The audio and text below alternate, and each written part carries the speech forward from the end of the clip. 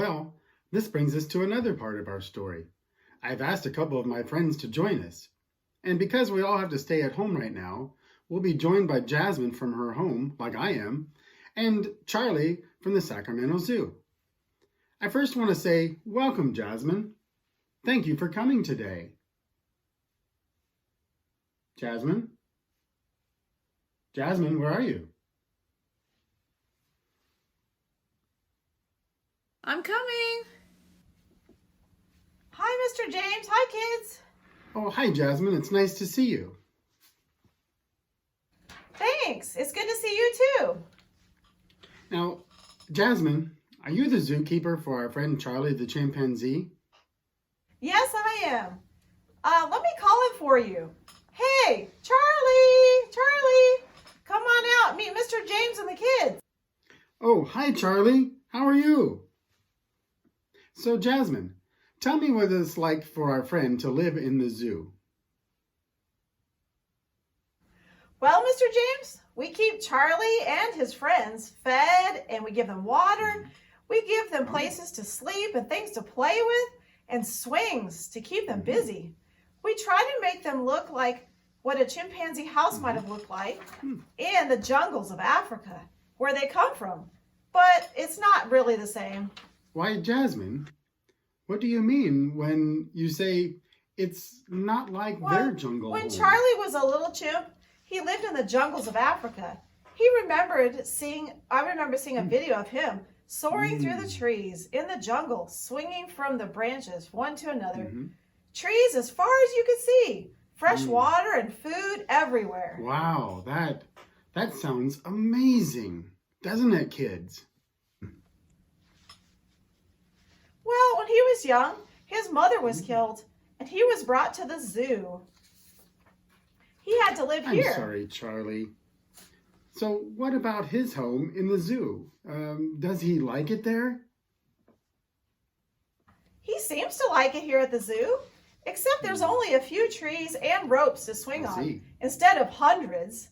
He still likes swinging, and he seems to have fun, but there aren't large jungles full of trees like there were at his old home.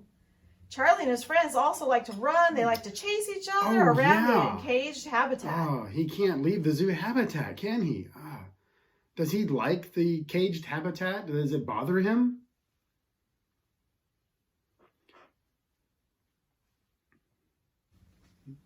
Maybe it does sometimes. I don't know for sure.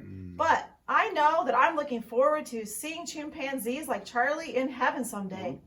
Swinging from the trees like God created them to do. You know, Mr. James, the zoo was never meant to be Charlie's home, like the jungle was when he was little. And the way that our planet is right now, today with all the meanness of people, disasters, and sickness, this planet is not meant to be our home as it is right now. It is not how God created it to be before sin changed it. Heaven is. You know, you are right, Jasmine. Thank you for talking with me today. I'll let the kids know about the Creator and the new home that He has planned for them. All right. Bye, Jasmine. Bye, Charlie. You know, Jesus has a new home planned for us in heaven, where we can be free to live with Him just like Adam and Eve did in the Garden of Eden so many years ago. It will be a beautiful place with trees and lakes, precious gems and minerals, and gardens as far as the eye can see. We'll be able to live and play with all the animals God made for us. We won't have any more sickness or diseases either. Plus, we'll be able to live with Jesus forever. Our Creator God has a beautiful place in heaven for us.